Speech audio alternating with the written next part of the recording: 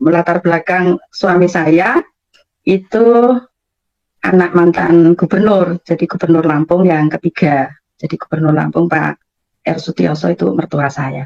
Nah, uh, apa namanya? Cari bertanya-tanya tuh saya itu mencari Tuhan gitu loh.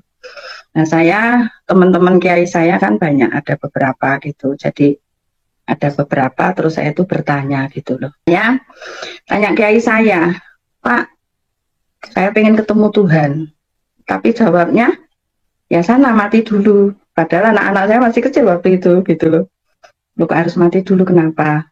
Berarti Allah kita nggak maha kuasa. Saya tanya gitu loh, saya dimarah-marahin. Tapi ya kami itu udah sholat, tahajud tuh 40 hari 40 malam rencana gitu loh. Tapi pada hari ke 21 itu saya ditemui, ini langsung ada sinar gitu loh, di depan saya itu ada sinar.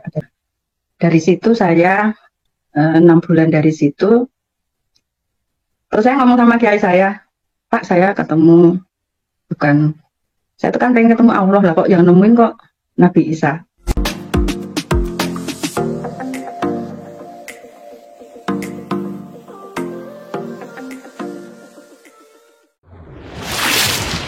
Nah, saya mau cerita tentang kenapa saya bisa menjadi orang percaya saat ini.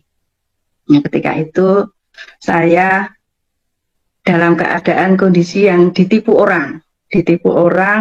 Oh ya, saya dari keluarga saya Islam semua, Muslim semuanya, dan anak-anak saya juga masih, tapi suami saya sudah ikut Tuhan Yesus juga waktu sebelum meninggal. Nanti saya ceritakan ya. Nah, saya pertama itu mau mencari Tuhan karena dalam kehidupan berumah tangga saya itu saya ditipu orang terus. Jadi dari awal cuma 10 juta, naik 50 juta, 100 juta. Dalam hal ada yang bentuk barang ya, mobil itu 2 mobil 250 juta. Terakhir itu saya ditipu 1,4 miliar. Oh ya, saya cerita dulu, kok ditipu kok sampai banyak kayak gitu kan. Nah, melatar belakang suami saya itu anak mantan gubernur, jadi gubernur Lampung yang ketiga. Jadi gubernur Lampung Pak R. Sutioso itu mertua saya. Nah, saya lanjutkan lagi. Jadi saya ditipu sampai 1,4 miliar. Nah, saya tuh bertanya-tanya, apa salah saya? Salah saya apa Tuhan? Tapi saya waktu itu manggilnya kan Allah ya. Ya Allah, kenapa saya kok ditipu? Ya Allah, ini kok beruntun gitu loh, dari kecil sampai ke 1,4 miliar. Bukan jumlah yang kecil bagi saya, walaupun saat itu keuangan saya memang ya lumayan ya gitu. Jadi cari bertanya-tanya tuh saya tuh mencari Tuhan gitu loh. Nah, saya teman-teman kiai saya kan banyak, ada beberapa gitu. Jadi ada beberapa terus saya tuh bertanya gitu loh. Oh ya, saya dulu juga mengajar beberapa ustadz yang hafalan. Kan ada yang hafalan, ada yang memang udah dari mondok, dari mondok itu ahli-ahli baca Al-Quran itu ahli ya. Tapi kalau ada yang hafalan terus sudah khutbah ke kampung-kampung itu kan juga ada. Nah, saya ngajar mereka yang tidak bisa membaca Al-Quran. Jadi saya mengajari beberapa, ada 3 orang sih ya, ada 3 orang yang saya ajar untuk membaca, biar bisa membaca. Nah, itu ada biar saya ingat kan, saya ingat. Terus saya tanya kiai saya, Pak, saya pengen ketemu Tuhan. Tapi jawabnya, ya sana mati dulu. Padahal anak-anak saya masih kecil waktu itu gitu loh. Lu kok harus mati dulu, kenapa? Berarti Allah kita nggak maha kuasa. Saya tanya gitu loh, saya dimarah-marahin. Tapi ya kamu itu udah tak kasih ayat-ayatnya ini, dihafalkan dan dibaca setelah kamu tahajud gitu. Akhirnya saya disuruh puasa 40 hari 40 malam. Kemudian saya hafalkan ayat-ayat itu. Jadi penggalan dari beberapa ayat-ayat, penggalan gabungan ada Al-Baqarah, ada surat Yusuf, ada macam-macam pokoknya ya. Nah, itu saya suruh menghafal gitu. Sebelum kamu baca kamu harus hafal. Oh iya Pak, saya hafalkan. Terus saya sholat tahajud, saya suruh puasa tuh 40 hari 40 malam. Tapi kan waktu itu ya namanya perempuan kan masih ada halangan kan gitu. Tapi saya nggak gas itu ya. Cuman dalam perjalanan waktu saya ngambil puasa itu setelah haid saya selesai. Nah itu saya terus saya lakukan sesuai dengan petunjuk Pak Kiai. Itu saya lakukan, saya sholat tahajud tuh 40 hari 40 malam rencana gitu loh. Tapi pada hari ke 21 itu saya ditemui, bukan ini langsung ada sinar gitu loh, di depan saya itu ada sinar terang gitu, terus membentuk manusia terus sambil pegang tongkat. Nah, cuman saya heran siapa ini kok ada sinar yang membentuk orang gitu. Saya bertanya-tanya juga waktu itu ya, terus saya nggak begitu, saya masih cuek gitu loh, masih cuek. Terus yang hari kedua itu saya habis sholat tahajud ya datang lagi sinar itu, kok ada lagi sinar, siapa ini? Nah sambil begini tangannya, gini. Nah di sini ini ada lubangnya, ada lubang pakunya itu juga bersinar gitu loh. Waduh, kok yang nemi kok Isa Al-Masih gitu loh. Saya padahal kan saya pengen ketemu Tuhan nih, kok yang ketemu kok Nabi ya, waktu itu kan saya Nabi tahunya kan. Nah saya masih belum ini ada respon gitu loh. Tapi yang hari ketiganya itu tangannya tuh begini. Jadi tangannya begini sambil ngomong, bukan kamu yang memilih aku, tapi aku yang memilih kamu. Dan yang tak ingat cuman itu agak panjang, cuman saya ingatnya itu aja. Ngomong apa gitu, tapi kan tangannya begini, terus saya berusaha untuk megang gitu lah. Tangan saya itu anget. Jadi di sini tuh hangat gitu, tapi terus hilang gitu, sosok itu tuh hilang. Nah, dari situ saya 6 bulan dari situ, terus saya ngomong sama kiai saya, Pak saya ketemu, bukan, saya tuh kan pengen ketemu Allah lah, kok yang nemuin kok Nabi Isa. Oh ya, terus yang nemuin kok Nabi Isa gitu. Terus berarti kamu itu sebentar lagi murtad gitu. Saya langsung digitukan sama Pak Kiai saya. Alah Pak jangan ngomong kayak gitu, saya gitu. Enggak, saya gitu waktu itu gitu loh. Tapi saya bertanya juga kok kenapa yang nemuin Isa gitu loh. Nah gitu seperti itu. Nah terus saya 6 bulan dari situ, karena kondisi ekonomi saya ya menurun kan jadinya, kalau ditipu gitu, sedangkan uang lain belum masuk. Karena ada uang sih sebetulnya, cuman orangnya mundur gitu loh, dia minta mundur tempo gitu, karena ada masalah apa gitu, ya minta mundur pembayaran. Jadi kan saya kacau sedikit kan, jadi saya mau jual tanah-tanah saya, rumah saya gitu. Nah itu teman saya yang Kristen itu nawari saya, Mbak mau nggak didoakan gitu. Yo nggak apa-apa, siapa yang mau doa? Tim doa tapi dari gereja. Kamu fanatik enggak gitu?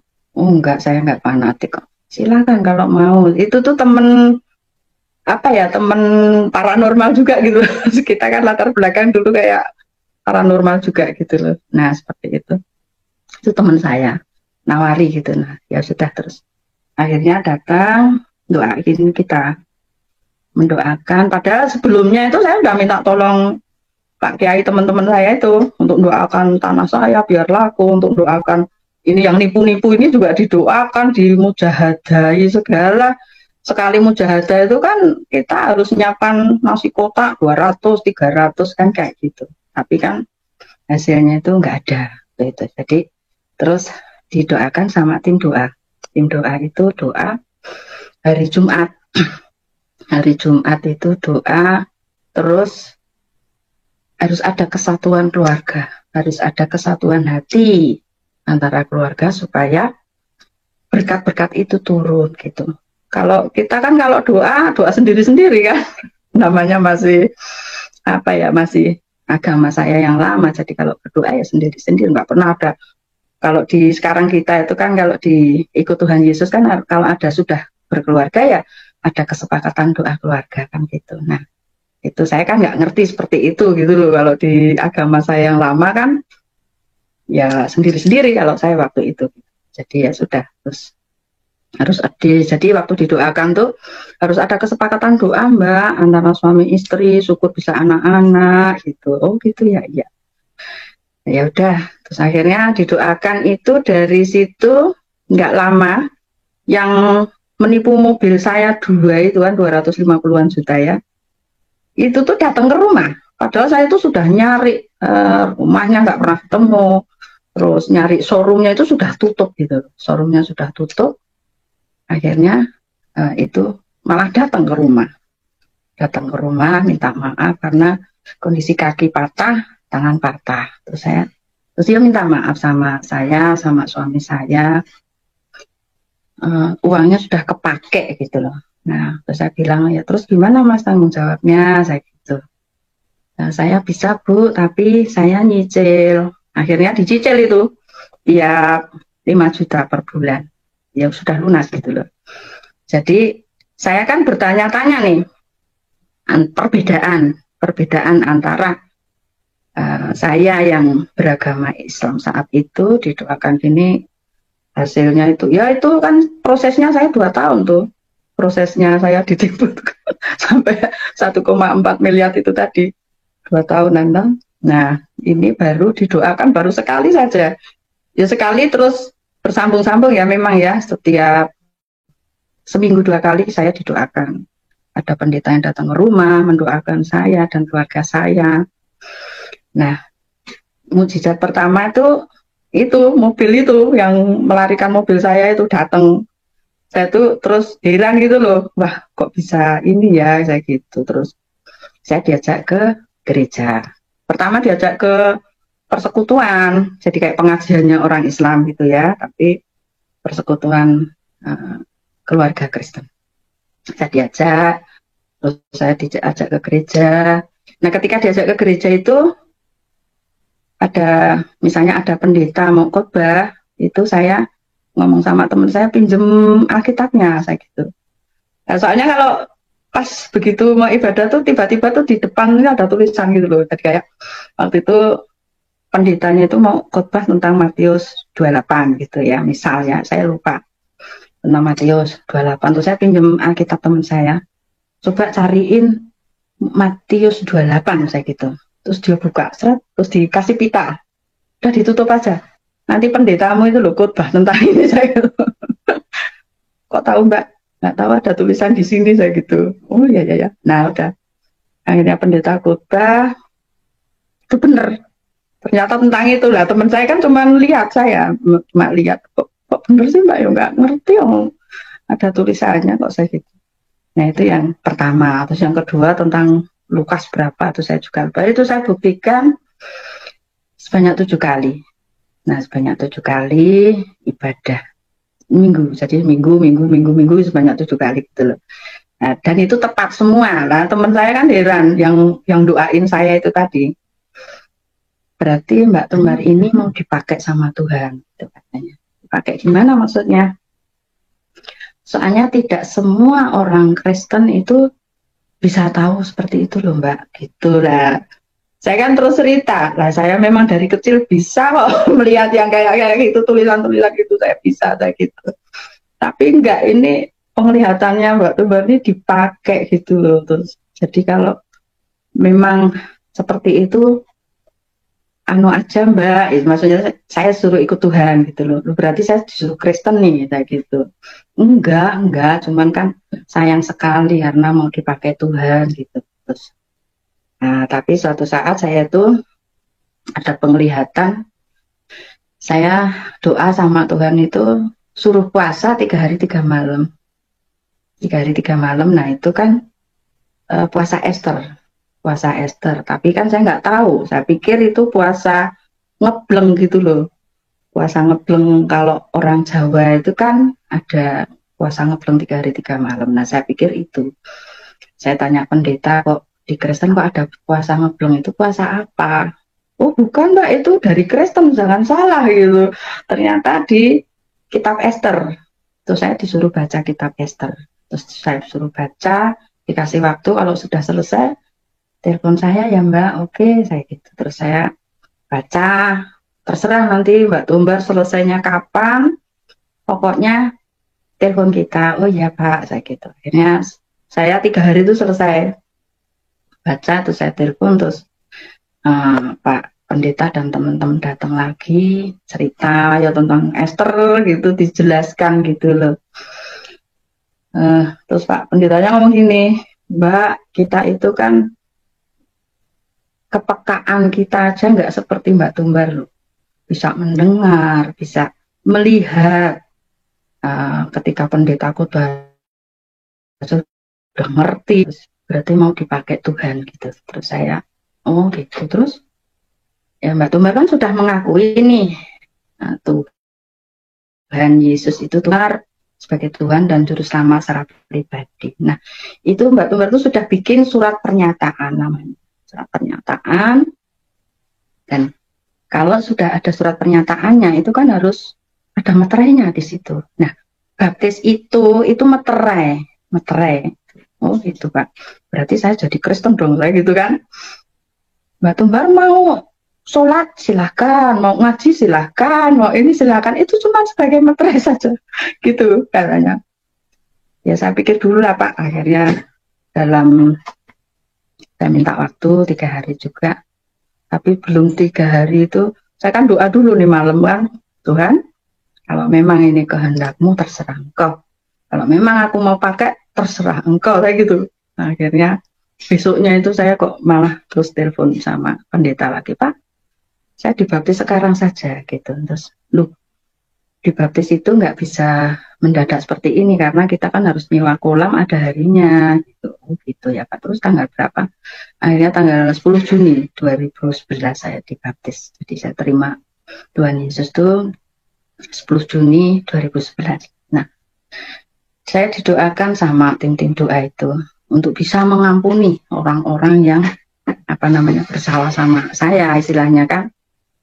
Jadi saya disuruh berdoa terus, suruh mengampuni. Tapi kan dalam hati juga saya ditanya-tanya tuh, orang Kristen ini aneh kan gitu. Walau uang 1,4 miliar suruh mengampuni kan gitu. Padahal kan ilmu-ilmu saya kan masih terpengaruh gitu loh. Jadi masih ada pengaruh. Saya memang dulu pernah mau nyantet orang juga dengan teman-teman saya gitu. Tapi di sisi lain ada yang ngerem gitu loh. Jadi di sisi lain saya pengen nyantet, pengen membunuh istilahnya. Tapi di sisi lain jangan gitu. Jadi ada dua sisi yang bertabrakan. Tapi saya ya puji Tuhan saya tetap kuat gitu loh. Akhirnya saya belajar untuk bisa mengampuni orang itu seperti apa. Ya saya belajar terus. Akhirnya ketika saya benar-benar bisa mengampuni orang yang 1,4 miliar itu kembali. Jadi itu kan masuk pengadilan niaga. Karena itu saya beli rumah tapi tidak dibangun. Jadi itu perumahan. Yang ditipu bukan cuma saya, ada ratusan orang. Jadi dia bikin perumahan, 5 perumahan itu semuanya ternyata sertifikatnya sudah masuk bank semua dan dia lari gitu, jadi kacau balau gitulah.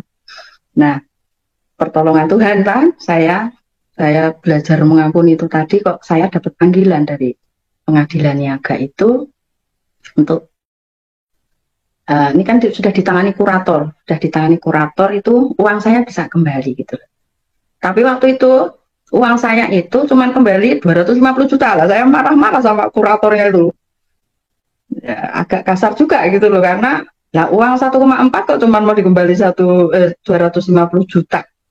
Jadi saya agak emosi itu. Saya bilang, lu ini duitnya mbahmu apa gimana. Tapi akhirnya saya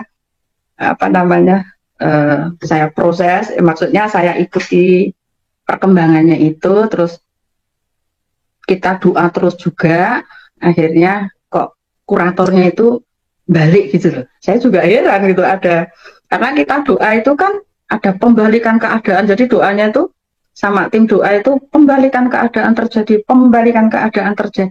uang kembali banyak, tidak 250 juta tapi 1 miliar lebih kembali gitu, didoakan seperti itu. Jadi doa deklarasi, kita didoakan doa deklarasi, dan saya juga dilatih kan jadi saya selama ngikut Tuhan itu terus saya ditarik untuk jadi tim doa gitu loh.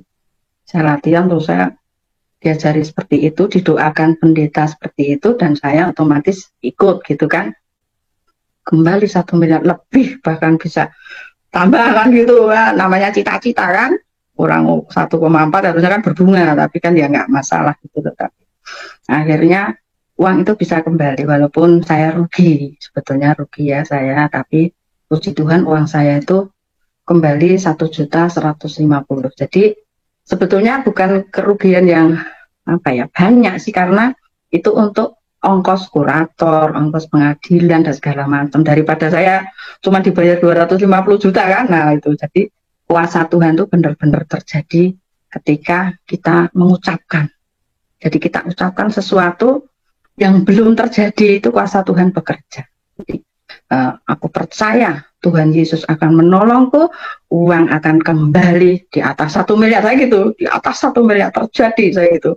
Ya ternyata benar. Akhirnya uang kembali 1.150.000. Jadi itu saya makin seneng gitu loh. Ya berarti kan wah Tuhan tuh berarti Tuhan bener gitu, bisa nolong, bisa anu gitu loh. Nah, mujizat yang terjadi pada keluarga saya. Nah, itu ada lagi mujizat-mujizat lain tuh, diantaranya anak saya nomor 2 itu kan Fakultas Hukum IUP, dia terkenal ya, itu lomba. Jadi sering dikirim lomba ke luar negeri, dikirim ke luar negeri itu mewakili Indonesia itu musuh dari 42 negara. Kadang di Belanda, kadang di Amerika, kadang di Inggris, kadang di Irlandia, terus pindah-pindah saya sampai lupa negara-negara mana gitu loh. Nah, saya ngomong sama anak saya masih agama Islam semua sampai sekarang, bahkan menantu saya juga Islam gitu loh. Tapi mereka ketika menginginkan sesuatu untuk, yaitu tadi lomba ke luar negeri kan, menginginkan sesuatu supaya menang, itu minta doa sama saya. Ibu doain Bu gitu, terus ya tak bawain minyak, itu minyak urapan, tak doain sebelum berangkat itu. Tak ajari doa juga, saya ajari doa anak saya, tak bawain minyak. Nanti kamu kalau di sana waktu itu di Inggris,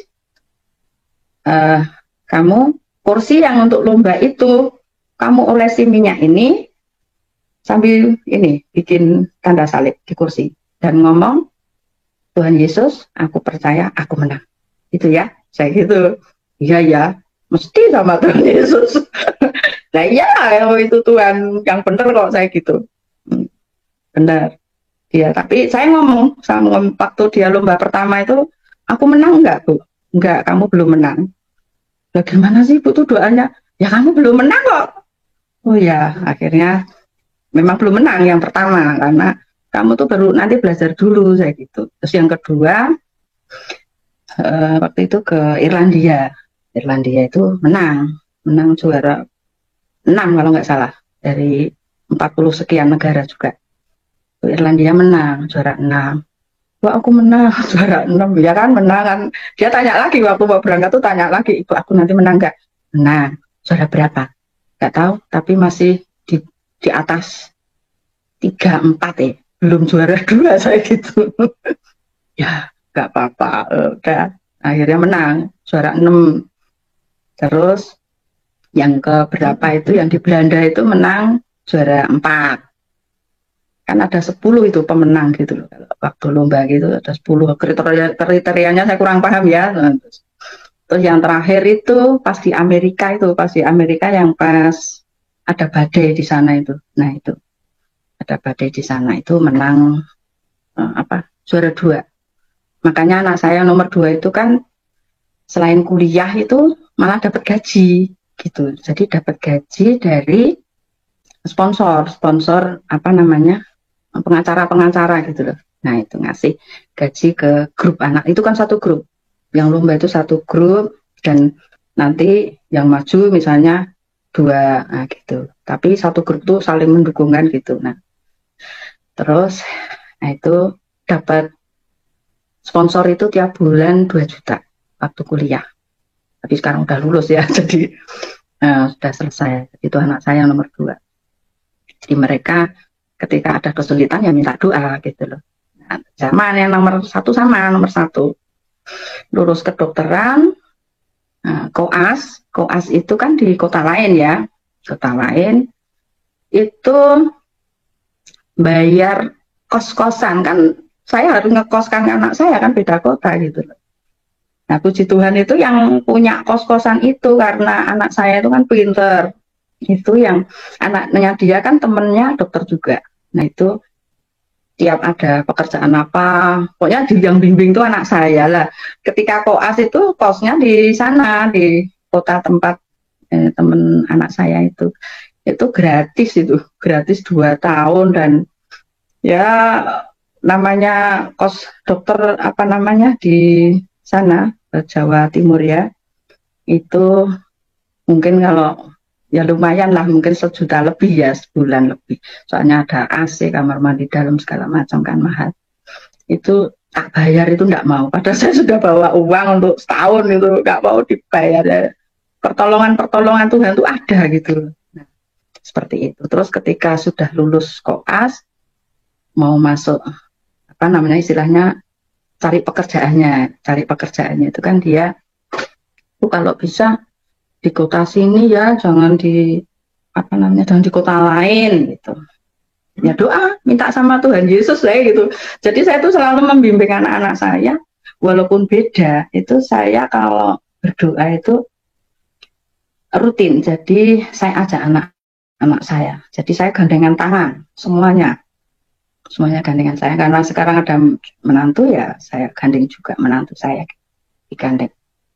Doa sepakat namanya, doa sepakat supaya apa yang kita cita-citakan, apa yang kita mau itu dikabulkan Tuhan. Karena ketika ada kesepakatan hati, itu Tuhan kabulkan. Gitu. Jadi suatu keluarga itu harus ada kesepakatan hati, kesepakatan roh. Nah seperti itu. Nah itu sama yang nomor 1 itu, kamu minta tolongnya sama Tuhan Yesus, saya gitu. Sekarang kamu doa, saya gitu. Ayo sekarang, saya gitu.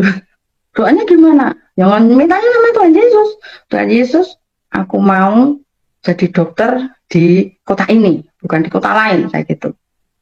Terjadi dalam nama Tuhan Yesus, saya gitu. Karena saya mungkin karena pengennya mungkin di kota ini ya, dia terus apa namanya ya manut sama saya, ngikuti gitu loh. Akhirnya berdoa. Tuhan Yesus, aku mau bekerja sebagai dokter di kota ini, aku tidak mau di kota lain, dalam nama Tuhan Yesus terjadi ya. Dia ngomong juga kayak gitu. Tapi setelah proses tes segala macam, anak saya itu cuma sebagai apa namanya cadangan. Dia marah-marah sama saya. Marah-marah sama saya. Terus saya tiap ada, jadi kalau anak saya waktu dikirim ke luar negeri itu saya puasa Ester, jadi saya rutin puasa Ester, rutin. Saya puasa nih Ester terus gitu loh, terus anak saya lewat. Maaf. Terus yang dokter ini juga sama, jadi saya juga puasa Ester. Karena dia protes sama saya kan, karena cuman apa namanya cadangan itu tadi. Wow, Tuhannya ibu nggak sekti ya.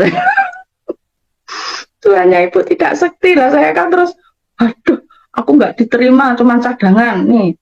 Yang diterima yang ini, yang perempuan gitu. Kamu tuh nanti diterima di situ, nggak usah khawatir. Nyatanya aku nggak diterima. Terus saya kan puasa Ester lagi kan, wah aku harus puasa Ester ini ya, bener aku bilang sama Tuhan, Tuhan jangan permalukan saya Tuhan, tolong Tuhan gitu. Akhirnya saya puasa 3 hari 3 malam lagi. Hari kedua itu anak saya datang ke kamar saya, kan lemes kan kalau hari kedua itu, ibu tuh sakit apa gimana gitu. Enggak, saya nggak sakit gitu, ibu nggak sakit, ngapain? Alhamdulillah Bu, aku dipanggil di rumah sakit. Dipanggil gimana? Aku sekarang jadi pegawai situ. Lah kan kamu percaya nggak? Kuasa Tuhan Yesus itu terjadi ya begitu. Iya, Tuhannya itu emang sekti gitu. Itu diantara mujizat yang terjadi gitu. Nah, sedangkan kalau yang nipu-nipu segala macam ya, yang kembali mobil sama uang itu tadi. Ya kalau yang 10 juta segala macam nggak kembali. Ya udah, saya udah ikhlas sih, udah terserah lah. Nanti kan aku percaya Tuhan tuh ganti gitu loh. Nah seperti itu. Terus tentang suami saya nih, sekarang tentang suami saya itu kan nggak pernah sakit dari awal menikah sampai istilahnya punya anak udah gede-gede itu saya paling sakit tuh pilek, batuk itu kan biasa. Nah, suatu saat saya tuh tangan saya tuh lumpuh gitu loh, apa ya, nggak bisa digerakkan. Bisa cuman lemes ya, pegang pegang pulpen gini aja nggak bisa. Jadi megang pulpen itu nggak kuat gitu loh. Mandi ya dimandikan segala macam gitu sama suami saya. Nah itu saya pikir saya tuh kena stroke. Diperiksa, ibu tuh ini apa, kekurangan zat besi, kekurangan zat besi. Jadi ibu harus transfusi darah. Kalau nggak transfusi darah nanti nggak bisa, Bu. Nah dari situ kan suami saya kaget karena nggak pernah sakit, kok ini tiba-tiba menikah berapa puluh tahun kok tiba-tiba sakit dan transfusi darah, kan jadi kaget kan.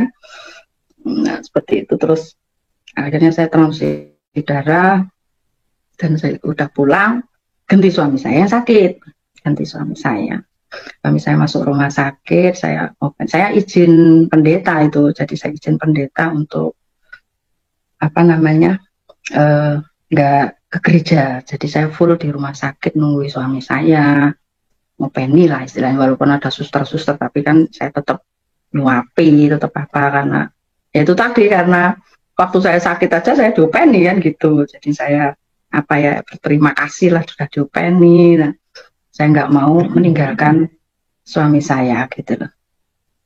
Terus akhirnya ketika sakit itu kan kena gula tinggi, jadi gulanya itu sampai 1000,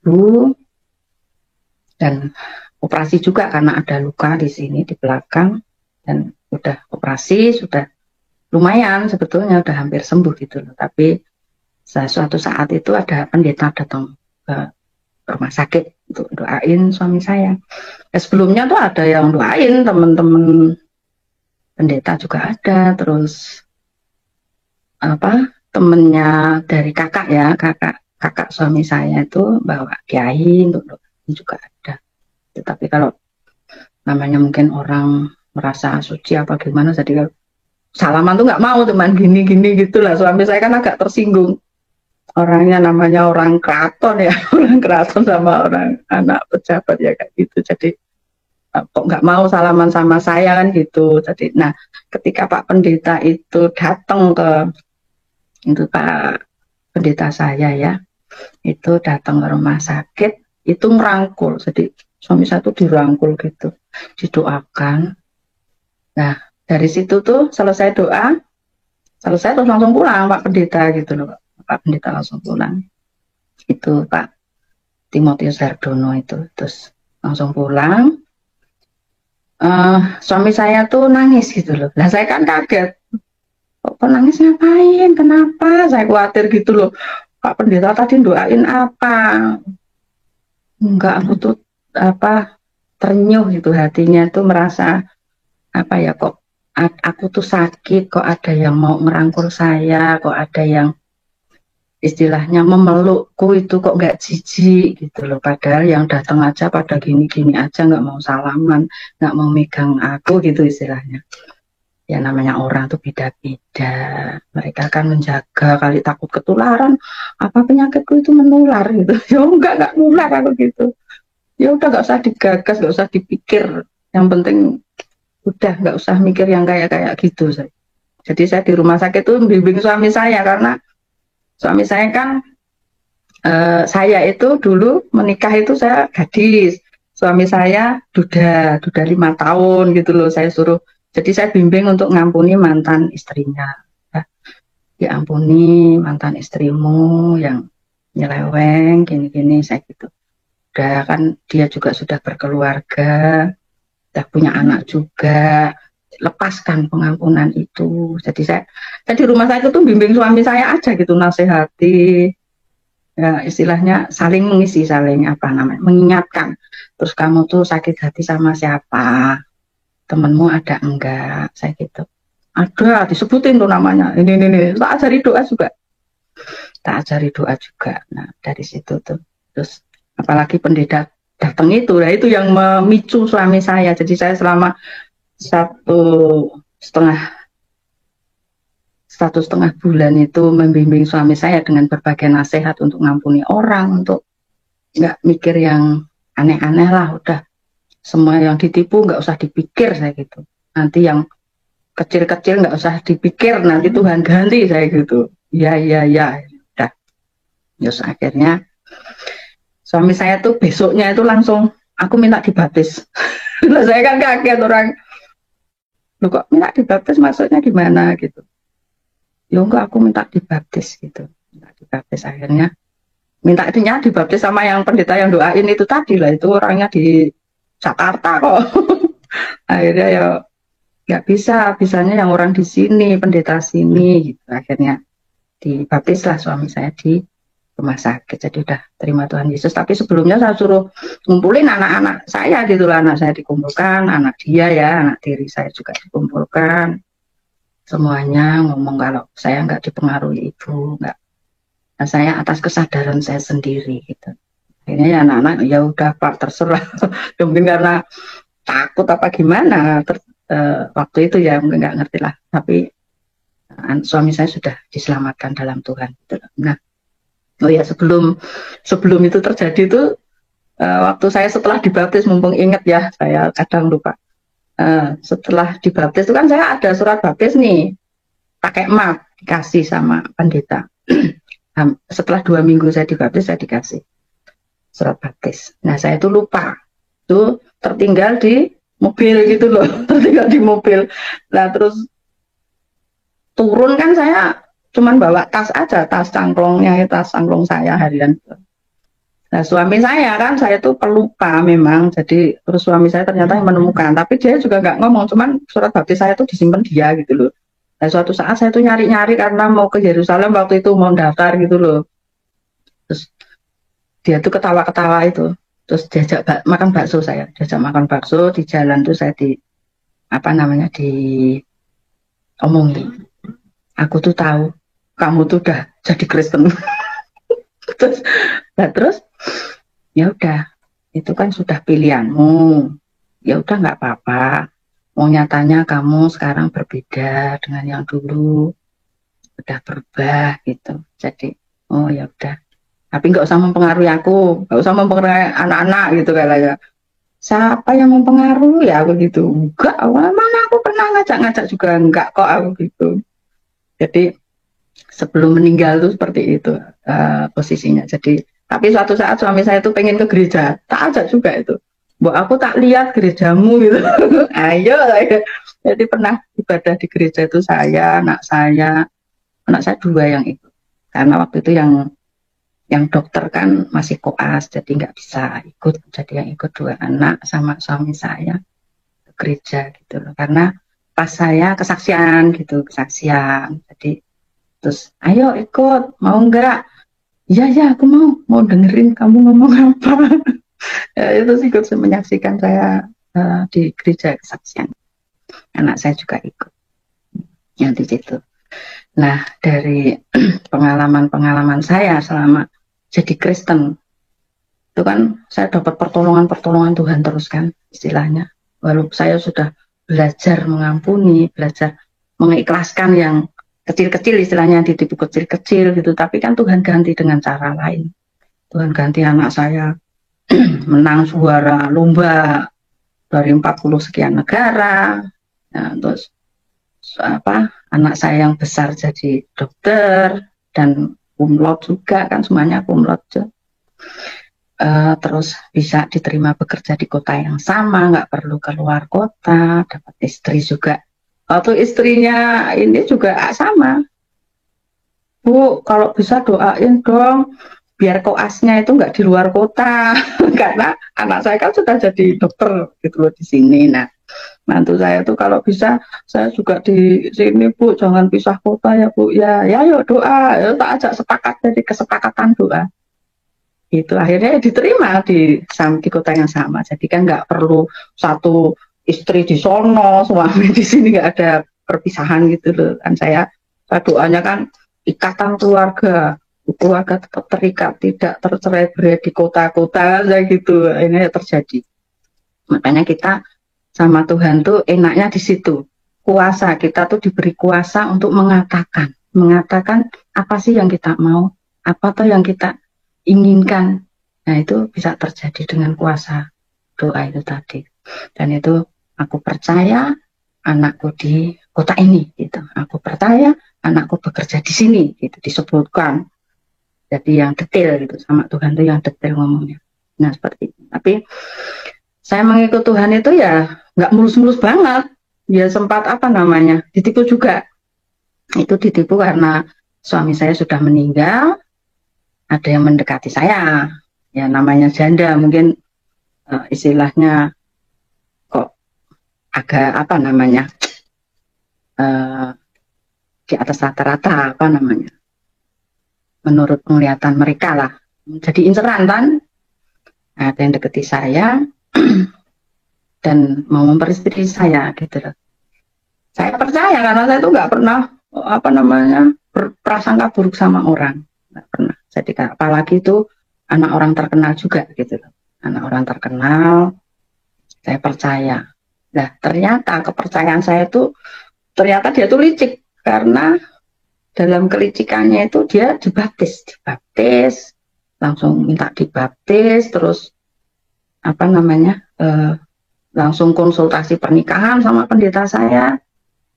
Itu pernikahan konsultasi pernikahan sudah gitu loh. Nah ternyata saya kan waktu sama suami saya kan saya baru di transfusi darah sakitnya itu. Nah sedangkan saya ada miom dan harus dioperasi, karena kalau itu nggak dioperasi ya nanti saya kekurangan ini lagi zat besi dan sebagainya gitu, harus operasi. Ternyata lah itu pas saya operasi mobil saya itu 4 itu dibawa minggat sama orang itu. Jadi saya tuh bertanya sama Tuhan, Tuhan salah saya apa lagi gitu kan. Wah, jadi saya kacau lagi kan. Antara saya di sini anak Tuhan, di sini saya sebagai paranormal saya yang apa masa lalu saya. Jadi bentrok di situ. Bentrok di situ saya kan jadi emosi tingkat tinggi. Masih tingkat tinggi. Bentrok. Terus saya hubungi teman-teman paranormal saya. Terus mereka kesepakatan antara saya dengan ini gitu loh, mau tak bunuh itu. 25 juta ongkosnya, 25 juta. Terus saya kasih 10 juta, yang 15 nanti kalau udah selesai. Nah dalam perjalanan waktu nih udah kesepakatan, dan itu nanti mati semua Mbak, nggak usah khawatir. Di sisi lain saya anak Tuhan, tapi ini tumbuh warna saya gemes kan, waduh kok saya kok ditipu lagi ya gitu. Nah terus tapi akhirnya suatu saat tuh saya kena tampar istilahnya, kena tampar pendeta, karena ketika mau melaksanakan itu ritualnya itu hari Minggu sore. Jadi ritualnya itu Minggu malam karena Senin itu sudah mati itu orang gitu loh. Nah tapi hari Minggu sore kan ibadah Minggu saya. Khotbahnya itu bilang gini, pokoknya apa bedanya kamu dengan orang itu, maksudnya orang itu orang jahat itu gitu loh. Firmannya saya lupa, cuman seperti itu. Apa bedanya kamu dengan orang itu kalau kamu membalas kejahatan dengan yang dia lakukan. Jadi kayak saya tuh ketampar muka istilah, aduh ini firman ini untukku. Terus aku tuh sampai rumah, Tuhan ampuni aku Tuhan, aku gitu. Terus Tuhan tuh bilangnya sudah, saya suruh ke orang itu, teman saya paranormal, saya bawa uang 15 juta kurangnya.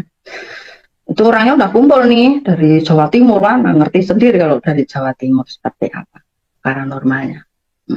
Habis itu saya ngomong, Pak maaf Pak, nanti ritualnya nggak usah dilanjutkan, maaf sekali. Saya dimarah-marahin, gimana kita udah puasa sudah ini. Iya Pak, saya tahu, saya tetap bawa uang sisanya, saya bayar saya gitu. Oh gitu ya Bu, ya. Terus sayang sekali loh Bu kalau nggak dilanjutkan gini. Udah Pak maaf, saya tadi ibadah di gereja itu saya ketampar firman kayak gitu. Oh gitu ya Bu, ya maaf saya nggak jadi saya gitu, udah biar nanti Tuhan yang bekerja saya gitu. Akhirnya nggak jadi, saya belajar lagi untuk ngampuni, saya minta pengampunan sama Tuhan, Tuhan ampuni aku Tuhan, semua ilmu-ilmuku ini Bu, kan memang saya diajari pendeta untuk pelepasan semua ilmu-ilmu saya gitu loh. Jadi rutin saya didoakan untuk pelepasan juga ya, semua ilmu itu. Jadi pelepasan ilmu itu ya harus dari saya, bukan pendeta yang nyuruh ilmumu harus dilepas gini-gini, enggak, harus ada kerelaan di sini. Kalau nggak ada kerelaan nggak bisa gitu loh. Nah seperti itu. Nah ilmu-ilmu saya dulu macam-macam. Kenal sama orang salaman tuh mati tahun berapa tuh, tahu tanggalnya aja saya tahu gitu, ngerti lah. Terus misalnya ada orang kecelakaan, misalnya orang ini datang ke rumah saya, saya lihat mau kecelakaan nih, tak ingetin nggak usah pulang, pulangnya nanti aja. Aduh aku nggak bisa Mbak, ini mau ada perlu gini lah. Ya sudah, saya nggak bisa ngomong kamu nanti kecelakaan loh, nggak bisa. Tapi ya sudah, orang dia nggak bisa saya tahan gitu. Kalau bisa saya tahan ya selamat gitu, tapi karena dia ngeyel ya udah kecelakaan gitu. Itu 3 orang udah kayak gitu. Tapi ada 4 ya, yang 1 tuh mau gitu loh. Kenapa sih Mbak kok saya nggak boleh pulang? Pokoknya jangan pulang sekarang, jangan. Saya nggak bisa ngomong untuk kamu nanti kecelakaan, nggak bisa. Jangan pulang ya, jangan. Akhirnya ngobrol-ngobrol lagi di rumah gitu kan. Ya, terus udah lebih dari jamnya yang ditentukan itu dia baru saya bisa bilang sama dia, kamu tadi kalau pulang kecelakaan di sana. Nah ternyata dalam gitu ya Mbak, iya. Coba aja kamu ke sana. Nah benar, ternyata ada tabrakan beruntun di daerah situ itu. Iya, telepon saya ada tabrakan, makanya kamu kalau pulang bisa kena itu. Nah, itu jadi mungkin itu ilmu saya yang dulu gitu. Nah, seperti itu apa. Jadi mengikut Tuhan itu ternyata ya masih ada ujian-ujian. Tergantung kita itu bisa enggak untuk mengampuni orang. Nah, yang menipu saya itu tadi, itu mobil 4 itu tadi, kan sama barang-barang antik saya, barang antik-antik saya kan banyak, termasuk itu. Kalau dirupiahkan ya 1 miliar lagi. Jadi saya kan ngomong sama Tuhan, aku ikut Tuhan. Kok ini aku ditipu lagi, kenapa? Salah saya apa lagi nih Tuhan? Nah gitu. Tapi saya terus, ya udah Tuhan terserah engkau, saya gitu. Rencanamu yang terjadi gitu. Jadi ketika saya bisa mengampuni orang itu, kan saya sudah lapor polisi juga gitu lah. Karena saking emosinya kan saya mengambil langkah dengan pemikiran saya. Nah, saya tadinya mau membunuh tadinya, tapi enggak jadi ya. Terus yang kedua saya sudah lapor polisi, sudah lapor Polda segala macam, dan bukti-bukti juga sudah ada. Ya udah, saya ketika saya mengampuni orang itu 2 tahun itu prosesnya itu 2 tahun. Jadi orang itu kan lari. Terus ketika saya benar-benar bisa mengampuni orang itu tuh menikahkan anaknya. Ini mungkin orangnya juga lihat ya, karena dia berteman dengan saya. Saya enggak, ini harus tak ceritakan, tapi kan saya nggak menyebut nama ya. Menikahkan anaknya. Nah saya langsung sama polisi ngomong, Pak, ini orangnya baru menikahkan anaknya, tolong ditangkap sekarang. Dan saya nggak mau Pak, ini laporan saya ini bocor. Karena kemarin saya laporan orangnya di sini nggak bisa nangkap karena ada kebocoran. Saya tahu kalau dia punya saudara di sini, saya gitu. Kalau ini nanti sampai lepas, saya naik ke Jakarta, saya gitu. Saya ada jalur ke Kapoldanya. Kapolri, Kapolda, keliru. Ke Kapolri saya gitu. Nah, kan takut mereka. Dan langsung bergerak tuh malam itu, ditangkap. Ya udah, terus diproses penjara ya sudah masuk penjara. Tapi kan jadi aset saya nggak balik gitu. Aset cuman kembali 1 mobil. Walaupun saya tuh tahu mobil saya tuh sekarang dimanapun, saya tuh tahu mobil saya di mana. Cuman ya udahlah, terserah engkau Tuhan, ini kegoblokan saya, keteledoran saya gitu. Cari suami juga nggak tanya dulu, gitu kan, kesalahan saya. Harusnya kan waktu pengen punya suami ya bertanya, Tuhan boleh nggak aku menikah kan gitu kan, aku nggak langsung aja ada yang mau nyenengi karena ini ya terus langsung mau tanpa diselidiki tanpa ini ya, itu keteledoran saya, terlalu percaya sama orang.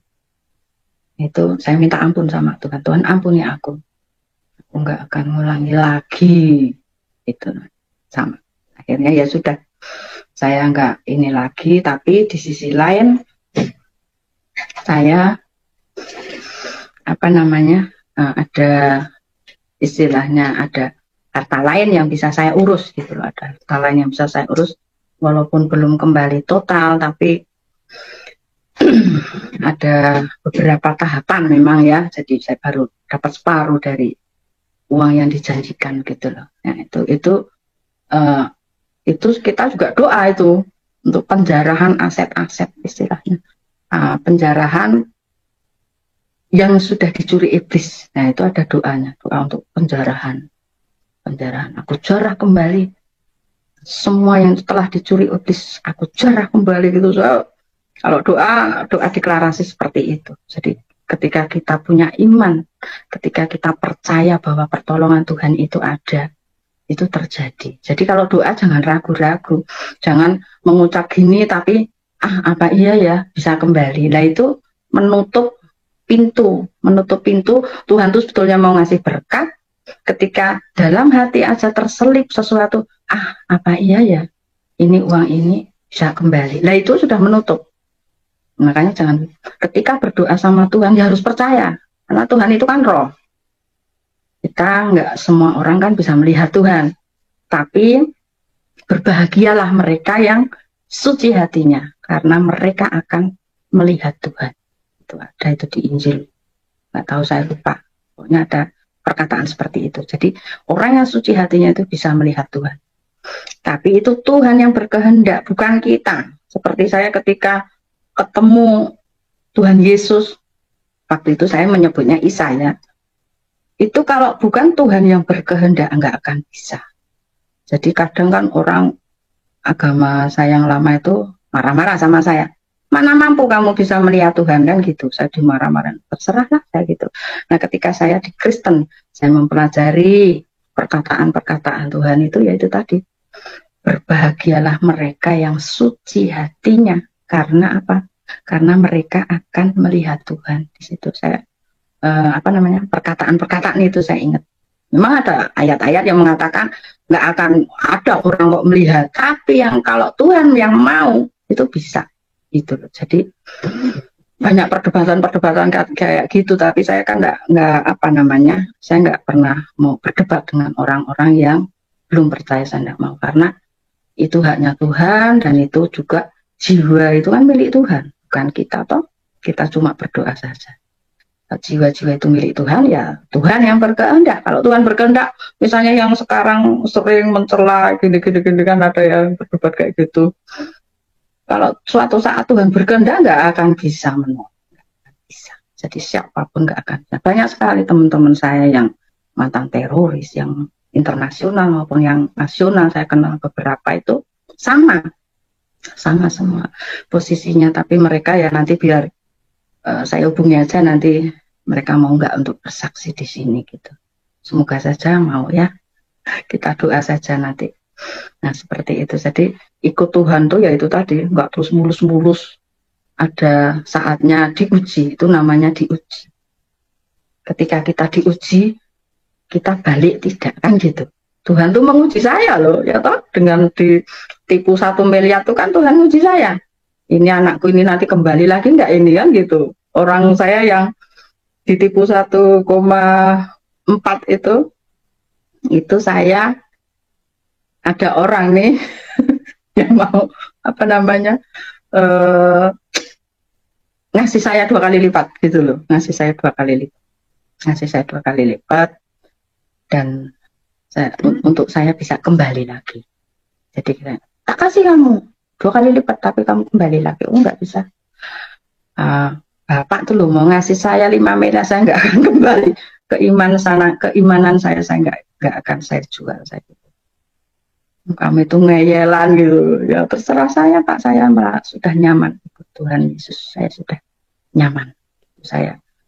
Saya tolak gitu ajakan untuk kembali lagi saya. Dan saya tuh goblok-goblok sama anak saya, karena saya ceritakan, ibu tuh goblok banget, mau dikasih lebih, mau 2 kali lipat, lo nggak mau ini. Wah, dimarah-marahin saya, enggak, saya nggak mau, itu nggak mau. Pokoknya ibu ikut Tuhan ya sudah, ikut Tuhan. Pokoknya ketika kita mencari Tuhan, itu tuh nanti harta segala macam tuh mengikuti. Kita fokusnya ke Tuhan saja, nggak usah fokusnya ke harta benda yang dicuri iblis, nggak usah. Jadi fokusnya sama Tuhan saja. Ketika kita fokus sama Tuhan, nanti itu bukan kita yang mencari harta itu, gitu loh. Jadi biar harta itu yang mendatangi kita, nggak usah kita fokus ke yang dicuri itu ya. Tapi ketika saya dalam proses gitu loh, sekarang saya sudah seperti itu. Saya mencari Tuhan. Udah, fokus saya mencari Tuhan supaya semua, kayak cerita tentang Salomo itu kan gitu. Apa namanya? Minta hikmat saja, minta hikmat Tuhan, aku cuma minta hikmat aja dari Tuhan. Ya, Tuhan, yang penting aku hikmat dari Engkau saja Tuhan, supaya ketika ada orang-orang yang konsultasi, ketika ada orang-orang yang bertanya tentang kehidupan mereka seperti apa, seperti apa, itu aku bisa memberi solusi lewat hikmat yang dari Engkau. Saya cuma bilang gitu, saya doanya seperti itu. Jadi kadang orang konsultasi sama saya tentang penyakit, tentang apa, sakit penyakit, tentang pengusiran setan-setan segala macam-macam. Pernah satu kali itu saya doain 2 orang nih kanker nih, 2 orang masih gadis semuanya. Saya ngomong dari Kristen ya, tapi Katolik. Pokoknya kalau sudah minta doa ke kita, jangan lagi mendatangkan paranormal atau mendatangkan orang pintar atau bagaimana, sanggup enggak. Saya masih tanya kayak gitu. Kalau minta doa sama saya, sama tim kita gitu, biasanya saya gitu.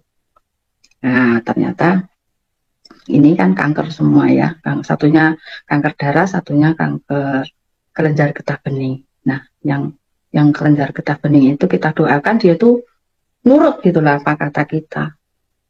Pokoknya berserah sama Tuhan. Nanti Tuhan yang beri mujizat. Bukan kita loh, bukan kita yang punya mujizat, ini Tuhan yang bermujizat loh. Kita cuma dipakai saja dan sudah bergantungnya sama Tuhan. Ini manut dan ini sembuh sampai sekarang. Yang kanker apa namanya, kelenjar getah bening. Tapi yang satu itu kakak beradik. Nah, yang adiknya ini kerja di kota lain. Sudah kita bilangin jangan ya minta tolong sama orang, apalagi sama ini, pokoknya bergantung sama Tuhan Yesus saja. Iya bu. Tapi ternyata adiknya dari luar kota itu datang bawa paranormal, mendoakan di ruqyah segala macam kayak itu. Nah udah langsung itu masuk rumah sakit dan kondisinya sudah parah. Padahal kita doakan itu dia sudah bekerja lagi, sudah. Oh ya syukur, kan ibunya selalu telepon kita untuk terima kasih bu gitu ya, kayak gitulah. Terus tapi ternyata itu adiknya bawa istilahnya orang pintar dan di ruqyah segala macam, malah masuk rumah sakit lagi. Kita langsung ke rumah sakit. Ternyata yang saya lihat kan istilahnya iblis itu sudah brodoli, dalamnya itu sudah rusak gitulah penglihatan rohani saya. Jadi akhirnya meninggal gitu. Jadi sebelum meninggal tuh anak itu masih sadar, masih ngomong sama saya, masih, Bu maaf ya, tuh adik saya kemarin bikin, oh ya nggak usah minta maaf sama saya, minta maaf sama Tuhan, udah minta ampun sama dia. Ya kita doakan, terus kita doakan. Tapi ya sudah, orang tuanya juga minta maaf sama kita. Saya kan, maaf Pak Bu, kita kan cuma berdoa, kalau minta maaf, minta ampun sama Tuhan, jangan sama kita. Oh iya Bu, tapi kan kita sudah melanggar katanya gitu. Ya udah nggak apa-apa, udah terlanjur. Ya sudah, ini Tuhan berkehendak lain gitu loh. Jadi saya ngomong sama tim doa saya gitu loh, nggak sampai 3 hari ini, kasihan saya gitu. Dan benar itu nggak sampai, cuma 2 hari di rumah sakit terus meninggal. Itu perbedaan ya, perbedaan 2 orang yang kita doakan Dan rata-rata yang kita doakan itu yang benar-benar manut dengan apa yang kita arahkan, itu sembuh semuanya. Tapi yang apa ya, ngeyel apa gimana, masih khawatir, karena kekhawatiran itu juga mempengaruhi seseorang gitu. Karena ketika khawatir itu kan nggak percaya dengan mujizat Tuhan. Jadi ketika seseorang khawatir, apa ya sih aku begini, apa ya sih aku begitu, nah itu menutup kalau Tuhan tuh mau memberi mukjizat gitu. Nah, Tuhan kan tahu hati kita. Tuhan melihat hati, bukan melihat wajah, bukan melihat apa namanya kebersihan, sudah mandi apa belum, mau berdoa belum mandi aja nggak masalah sama Tuhan kan gitu. Jadi apa namanya, Tuhan melihat hati. Jadi bukan melihat fisik, bukan melihat kebersihan segala macam. Di lumpur misalnya baru bekerja, nak lumpur, nak ini berdoa tuh nggak bisa gitu loh. Kan yang dilihat Tuhan itu hati, bukan secara fisik dan macam-macam. Seperti itu kalau saya membimbing orang-orang seperti itu, Pak. Luar biasa kesaksian Ibu Kimbar Sunarti yang telah percaya dan menerima Tuhan Yesus sebagai Tuhan dan Juru Selamatnya, bukan tanpa alasan, tetapi setiap bagi yang menerima Tuhan Yesus dari orang yang belum percaya pasti mengalami mujizat dan menjadi kesaksian dalam kehidupan mereka yang percaya dan baru saja mengenal Tuhan Yesus. Puji Tuhan, kita bersyukur karena semakin banyak yang mengenal Tuhan Yesus yang begitu terhina di mata orang yang belum mengenal pribadinya. Kiranya video ini bermanfaat dan silakan di-share jika dirasa bermanfaat, dan semoga kita semua sama-sama diberkati oleh Tuhan Yesus. Sekian video ini, Tuhan Yesus memberkati.